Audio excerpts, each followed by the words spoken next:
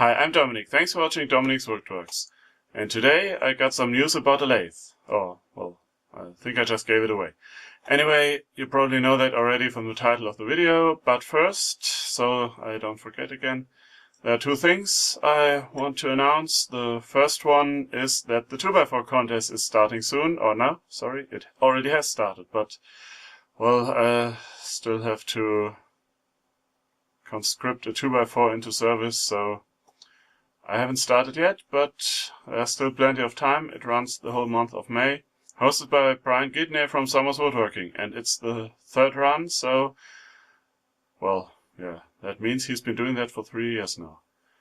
And there's also the usual trash talk going on, some of the more notorious participants mouthing off, and yes, I will join these ranks soon.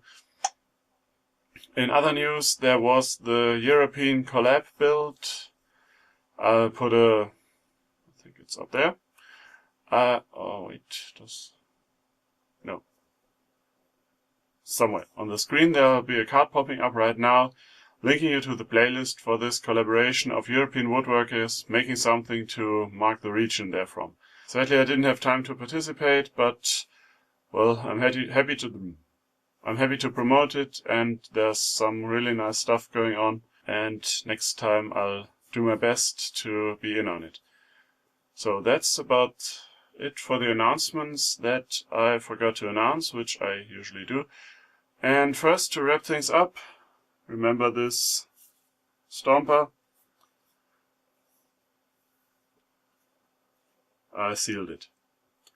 I tried flattening it, but it didn't turn out the way I wanted, and filling this with epoxy, well, it would have worked, of course. And with this, I still have this line of epoxy here, because what I did is I took a flat piece of oak and just put it on there with epoxy. So, with a few coats of shellac, I hope that'll do. It won't see much foot contact, or at least not for long. You go in, stomp, stomp, stomp, and that's it. You're not leaving it in there or serving it with this, even though that would be kind of cool. So, I actually took this from the kitchen, it has found its place there, and the wife is happy. I'm happy. But, well, like the title of the video said, I lied. Well, I kinda lied. I didn't actually lie, but it makes for a good title. But in a sense, I did lie. So, let me tell you what I mean. I bought a lathe. And I didn't make the money from within my shop. Sorry. The thing is, a while back, or it appears to be a while, I said that I would make money with this woodworking. Well, AdSense isn't really bringing that much in. It's nice to have, but, well, doesn't pay for a lathe anytime soon. I got my first patron on Patreon. Thank you very much. You know who you are. I might add the perk to actually name those on the show. It's a show now, apparently. But I haven't talked to him yet, so we'll see about that. But I really appreciate it, and it gives me hope.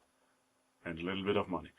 Still, that doesn't pay for the lathe either, and I have made a few items that I put up on Etsy. You might have seen those, 2 candle holders from walnut and plywood. And I have not sold them. I think the main problem is that I made only 2, and then I did other projects, a lot of other projects, and none of them for sale. So that kind of went stale pretty quickly. But I still have ideas. I still want to do the shop side of things. I also like to do shopping, yes. But, well, my mini lathe is kind of, well, it's not gone, but it's with, let's say, 1 leg in the scrap box. So I will do another mini lathe adventure showing you the last stuff I did with it and some improvised things that I did, trying to use a T-nut for a spur center or making myself a new live center because I managed to misplace the old one. The main reason, or there are 2 main reasons that I decided this would not do for much longer. I had a faceplate, or this kit came with a faceplate, but I hadn't put it in yet, so After all this time, I only now noticed that it was bent. So the faceplate, when turning, was going like this. I'm not really exaggerating this. So that wasn't going to work, and I know I could have made one, but the next thing is that the corded drill that I used kept checking out on me. Yes, I might at some point open it up, check the brushes, but it has been in use for pretty much over a decade, I think, and it might have earned its retirement. So I thought either I invest some time and money in the mini lathe, or I just go out and buy a proper lathe. And that's what I did.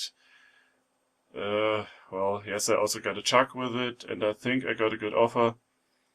And, well, that's the first thing that I turned on this lathe. It's actually a cutoff from a Christmas tree, where we got our Christmas tree last year. I saw it laying on the ground, amongst others, and I asked whether I could take it home, and the guy selling the Christmas trees is not in the business of selling the cutoff, so he was fine with that.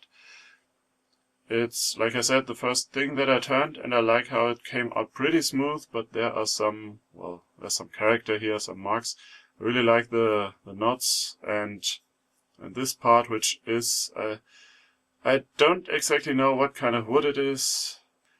There's actually a knot or a little branch that came out, and the piece that was still in there came out too, so there's a hole now.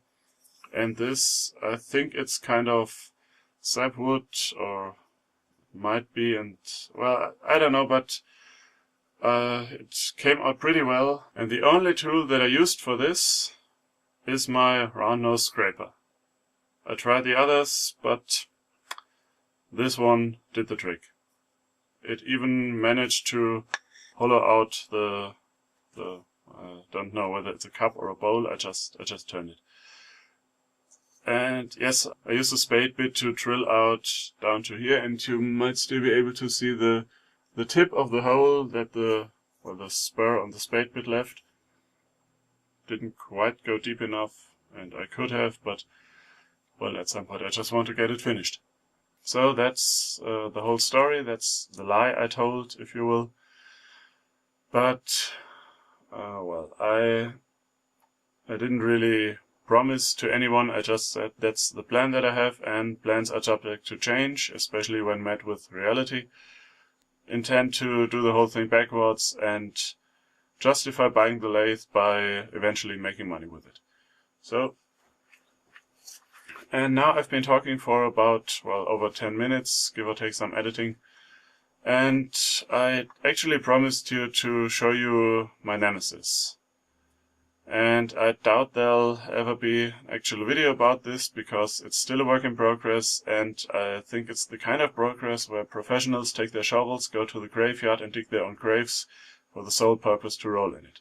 Let me give you the basics. We live in a house, and there's a garage, and between house and garage there's a gap of about 1.10 meters or 20, something like that. And the idea was to build a platform between the garage and the house, and at some point put a door into the garage side where there's a kind of an attic or storage space. That was the idea, and to also use the platform for storage. So the thing is, the platform where I wanted it is about, I think, 5 meters up in the air from down below. I said there are stairs, and they're going down from the driveway to the garden. I used a larger version of these beam shoes, would be the literal translation. These pieces to screw to the wall, well, brick and mortar wall, and then the version I used was about twice as wide, 12 centimeter beams. And I put 2 of those, or that is 4 of these shoes, on the walls and put the beams in, then a frame which I now wish I had made more sturdy, and then I put OSB on top. I haven't had any problems with it yet, but I haven't been up there that much because, well, it turns out, and I realized that as soon as I started drilling holes, I got a probably less than mild case of vertigo. it was fun doing all those holes, and sometimes I had to use the corded drill with a long drill bit, and standing there on the wall here and on the ladder with a drill and holding it here and well, not to mention cramps and such. So that's what I refer to as my Nemesis. It's still not finished. I need to put some rails on it, and I want to make some kind of stairs to fold away or something like that. I posted a few pictures on Instagram, but I also took video. Of course I did. So there's at least someone watching when I fall to my death. Or something like that. It felt like that at the time. So let me show you a little bit of that, because I probably won't use the footage for anything else. And now I really talked enough. Thanks for watching. Thanks for all your support, which you can show by subscribing to my channels, sharing this video, liking this video. And there's also a link somewhere around here for all the other ways that you can support me, which includes t-shirts and, yes, my Patreon campaign. I appreciate it, no matter what you do, no matter what you can afford. And that's enough of a pitch right now. Thanks for watching, and remember to be inspired.